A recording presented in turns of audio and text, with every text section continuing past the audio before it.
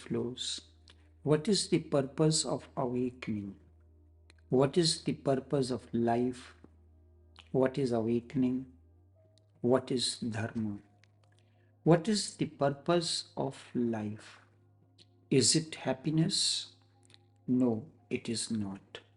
That will mean one who is powerful will use his power to be happy, and for this he has to make many unhappy.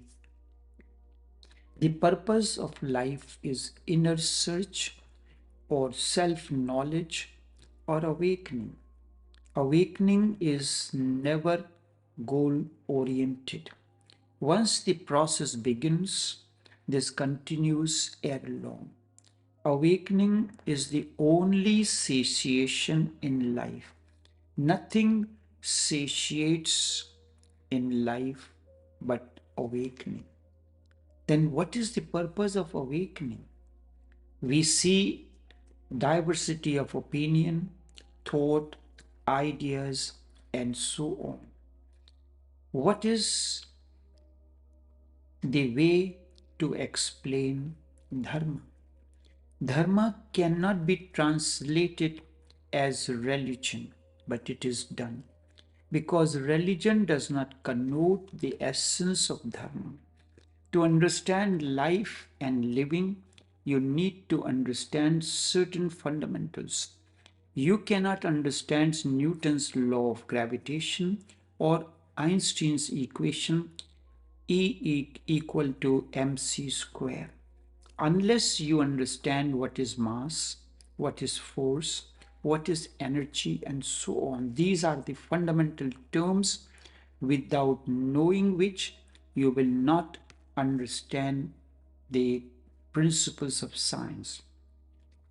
Dharma is defined as dharyati iti dharma, means to bear, to support, to hold, to sustain. There are certain things that, and then you can say these are the essential qualities. The word dharma has been derived from the root dhr, meaning dharma is that which sustains the people or that which is adopted by meritorious people, means essential quality. The dharma of sun is to rise every day and spread its light. If sun stops rising in the morning or stops giving its rays of light, will it be called sun? No. So this quality to rise every day, to spread its rays of light, is the essential quality of sun, and it is this quality that holds the sun to be sun. Dharma of fire is to burn. If fire does not burn, can you call it fire? Fire has capacity, anything is put into it, it burns it, but it does not burn itself.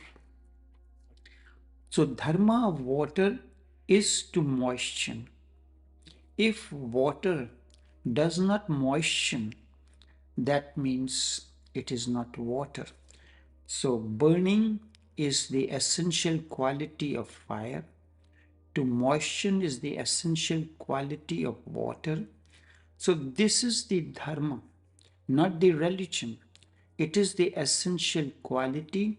It is the quality that sustains, that holds it to be called, known by that name. Sun is sun, fire is fire. So too, everything and every being has essential quality, and know this essential quality as its dharma. Jesus says, I am the saltishness in salt. If the salt does not have the quality of saltishness, can you call it salt? Certainly not.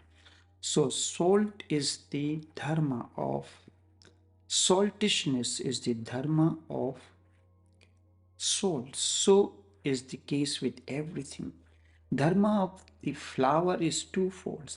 First, to blossom, and then be, to spread its beauty and fragrance.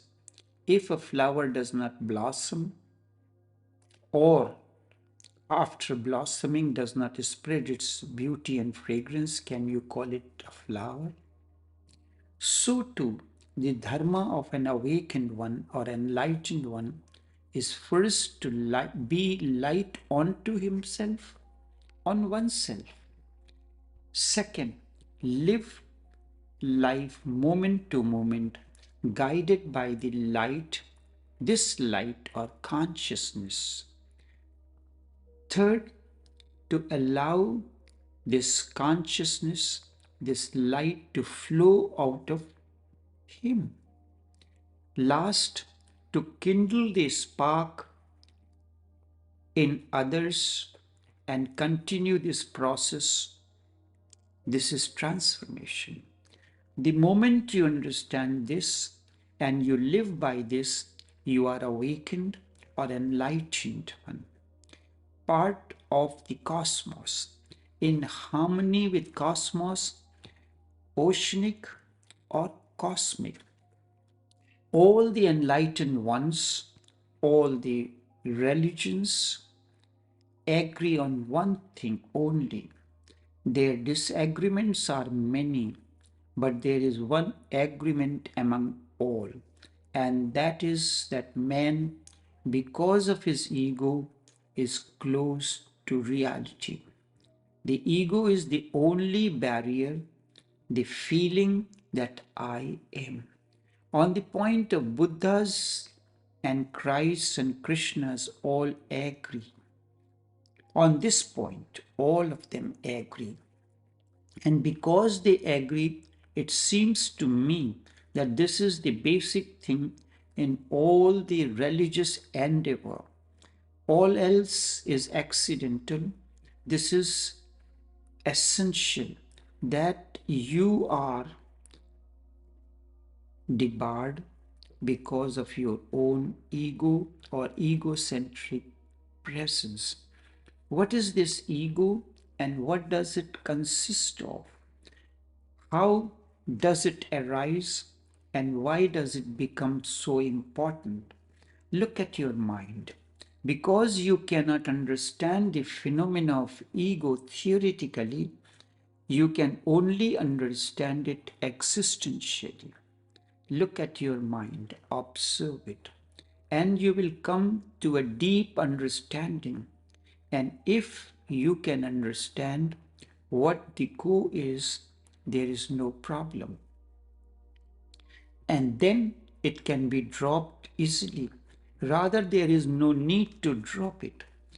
If you can understand it, the very understanding becomes the dropping, the dissolution of ego.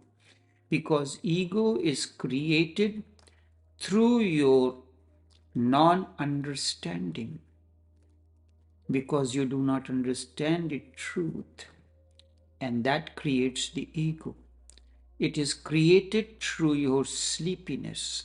So the moment understanding comes or you wake up from your deep sleep or slumber, the ego has dissolved.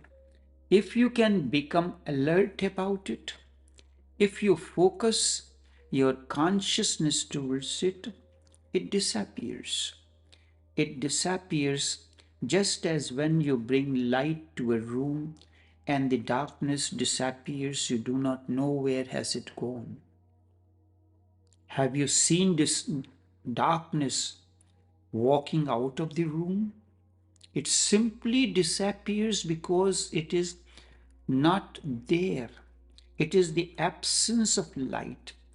If you bring light, it disappears. Ego exists because you have never been alert to your existence. Ego is the darkness and consciousness is the light. Your awakening, your alertness is the light the moment it comes in. Ego, the darkness of ego vanishes. It is the shadow of your non alertness. So, really, there is no need to drop it. If you can look at it, it drops by itself. What is it? Have you ever felt any moment when there is no ego? Whenever you are silent, the ego is not. Ego likes to speak, it is verbose. All the time it likes to chatter, a clatter, prattle. Whenever your mind is in turmoil, chattering, restlessness begins, and it is the indication of the presence of ego. Whenever you are relaxed, silent, where ego has gone, have you ever noticed? You will be there, but there will be no feeling of I. So try to understand this existentially. Right now, I am speaking. You can observe the fact that if you are silent, totally alert, you are there, but with no feeling of I. And just the contrary happens if you are troubled, in conflict, in anxiety, you will feel a centered ego within you. When you are in anger, in passion, in violence, aggressive mode, you feel a crystallized ego within you. Whenever you are in love, in compassion, this crystallized ego is no more there. That is why we cannot love, because with ego, love is impossible, and that is the cause of the failure of male female relations. That is why we go on talking so much about love, but we are, we never are in love, because you cannot lose your ego, and love cannot exist unless ego has disappeared, vanished, or dissolved.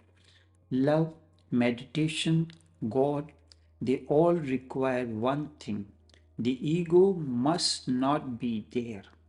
That is why Jesus is right when he says God is love, because both phenomena happen only when ego is not. If you know love, there is no need to know God. You have known already everything. Love is another name for God. If you know love, there is no need for meditation. You have gone already. Love is just another name for it. So, the first thing to be understood: whenever you are silent, the ego is not. And don't believe me, I am not talking about a theory, this is a fact. You need not take my opinion. You can observe it in yourself, and there is no need to postpone it for future. Right now, you can observe the fact that if you are silent, you are, but with no limitations, with no center. You exist without center. There is no crystallization. There is no crystallized I. The presence is there. The consciousness is there. But there is no one who can say, I am. When you are silent, the ego is not, and when you are not silent, the ego is. So, ego is the disease. All diseases combined together. Hence, the emphasis is to surrender the ego. The emphasis is to surrender the disease. This is the beginning. Once this has been done, nothing else is to be done. It is like the basic problem, the basic disease is out, and then everything begins to happen spontaneously and naturally in and around you. Enough for now.